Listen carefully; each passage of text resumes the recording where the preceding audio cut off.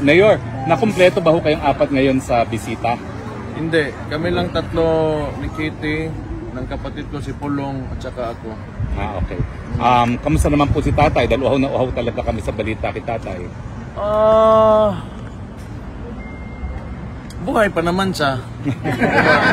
Pero hindi siya yung dapat na, yung isang tao na ganun yung kondisyon niya sa edad niya na dapat nasa isang detention center. You know what I mean? Yes. Sa kalagayan niya, at saka huwag na lang natin i-mention yung kung anong contribution niya sa Pilipinas. Huwag na lang yun. Yung kalagayan niya lang yung iisipin at kalusugan ng tao. He's already 80 years old. Tapos ganon yung treatment ng Philippine government. The head of state is Bongbong Marcos, diba? Ganon yung treatment niya sa tao. Another one, I do not know if this will go well with the, with the Dutch, pero you are very sensitive when it comes to human rights. So sana maisip nila rin na they should open the debate. Yun lang naman dapat sana. Wala naman, we're not against, kung sino man nagpapatakbo or this place or this country is allowing it to happen, but they should open up the debate to put an 80-year-old individual na medyo may problema na sa kalusugan, may mga sakit na rin, na bakit nandyan siya at ano ba talaga yung kasalanan niya, diba? Because kung ako tatanungin nyo, if it is a war against drugs, kasi yun yung dahilan ng mga who is opposing him, kaya nandito siya. Sino ba ang tinatamaan nun? If you are against drugs, di yung tinatamaan nun yung mga nagbebenta, mga pusher, mga drug lord. So paano siya naging mali doon? Because he wants to save the victims of these people. So anong kasalanan ng tao ngayon na nandyan siya sa... Ayoko na magalit. Ano pong napag-usapan nyo? Ano pong napag-usapan nyo po ngayon sa Dalao? Wala naman, mga... nangungumusta lang sa Davao. Sabi ko, traffic. Kasi hindi naman nagre-release talaga ng budget yung legislatura natin. Walang budget yung DOTR to go through with the Davao bus system. Mga ganun bagay. Trivia lang naman. Tapos balita sa pamilya, we were talking about the mga apo niya. Yan. Wala naman masyado. Wala pong current affairs kayo na pag-usapan sa politika sa Pilipinas? Wala naman. Wala mang mga bagong ngayon na mga bagong tawag dyan. Yung nabubuking na mga kabit pala o dyan ng mga artista, mga iba. Sige po, questions po? Mayor, good afternoon. Wait lang. May iba po tayo. Salamat po sa update kay Tatay Digong sa araw na ito. Your comment po, Mayor, tungkol po sa ongoing investigation sa flood control projects. So anong basa ninyo dito, sir? Sa tingin po ba natin mapapanagot ang mga nasa likod ng katiwalaan kaugnay sa mga sabing proyekto? Alam nyo, ang tingin ko lang dyan, okay man, sabihin na natin. Kasi si BBM kasi, when in fact, sa chain of command, siya yung nasa taas.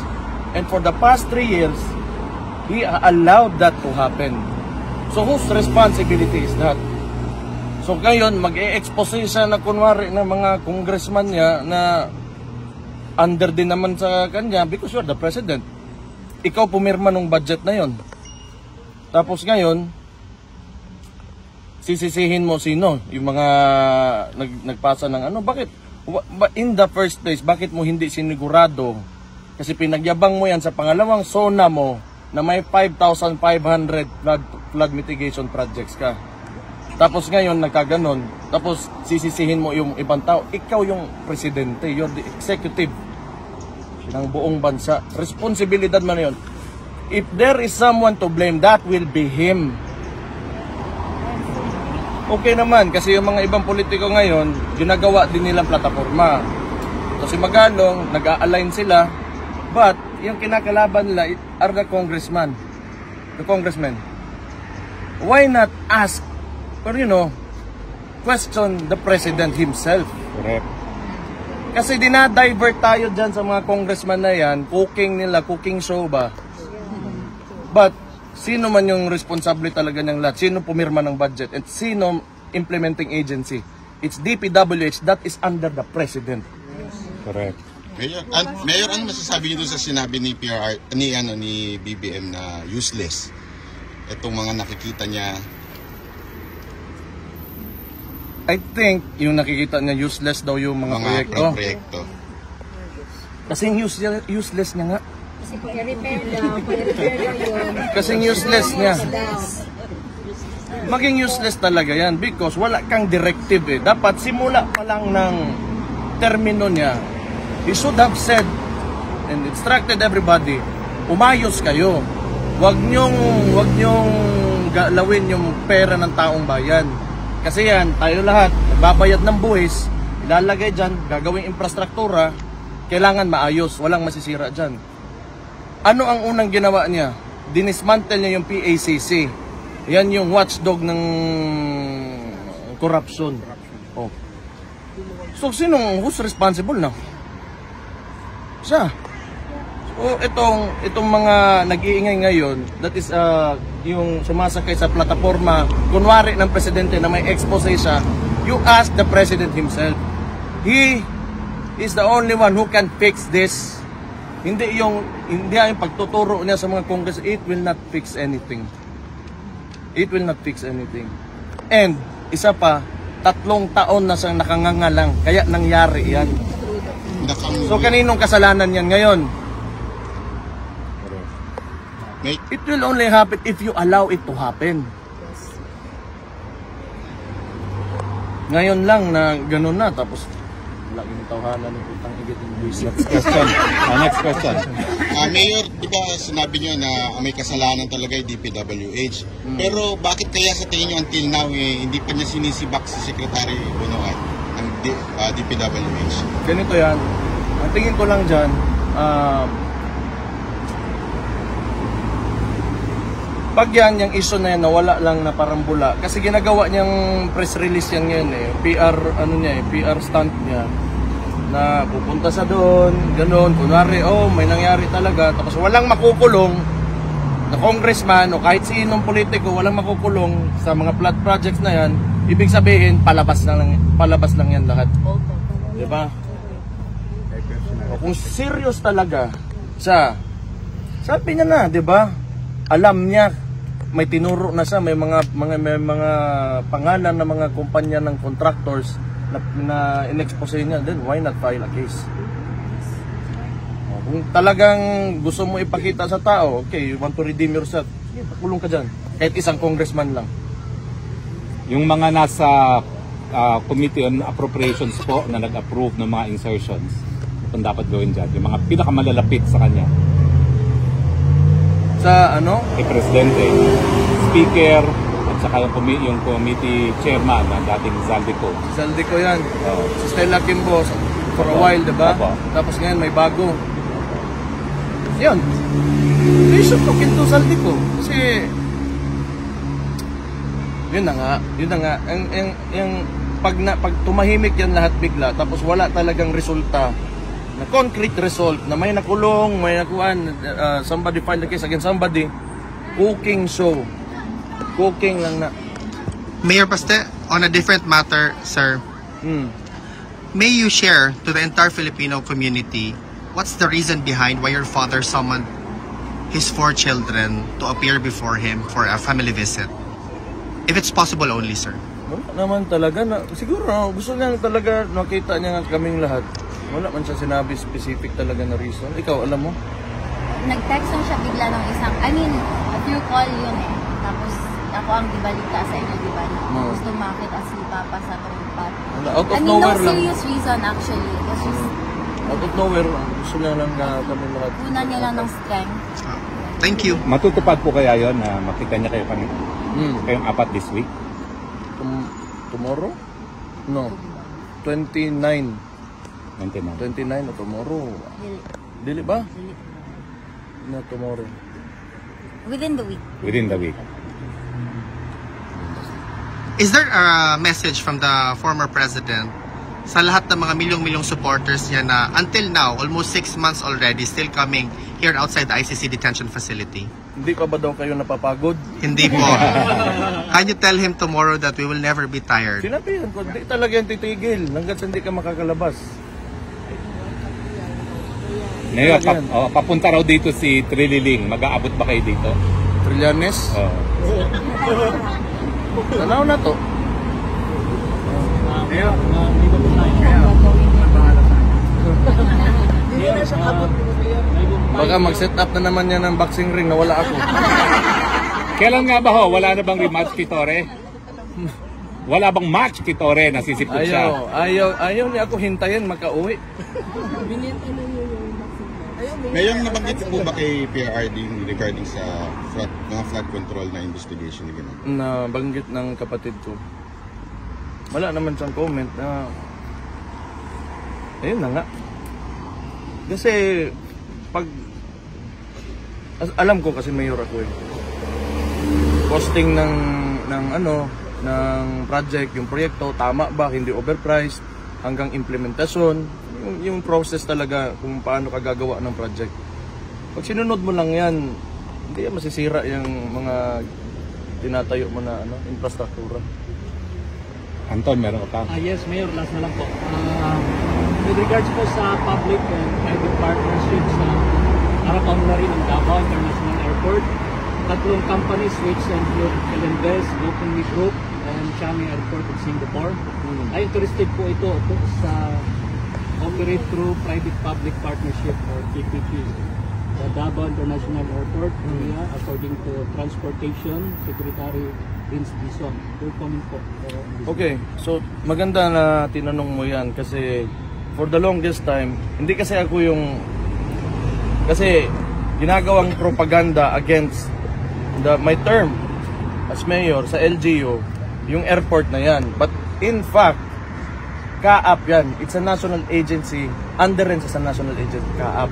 Tapos, dapat ililipat na yan na maging sa region to become a Davao regional airport. Under the region na siya. So, may board yan under ang mag-a-appoint yung Regional Development Council. So itong mga kalaban natin, yung mga opposition, hindi naman kalaban talaga, pero yung mga naysayers natin, sinasabi nila na Davao City is not taking care of that airport. Pangit daw ganun. Hindi naman talaga yan responsibilidad ko. Nandyan siya sa Davao, but it's for the region. So itong papasok ang tingin ko, maganda kung Changi Airport talaga yung mapipili ng PPP. Kasi otherwise, sino yung the other two? Sa GoConWe Group, sa yung GoConWe. yes, at sa Philinvest.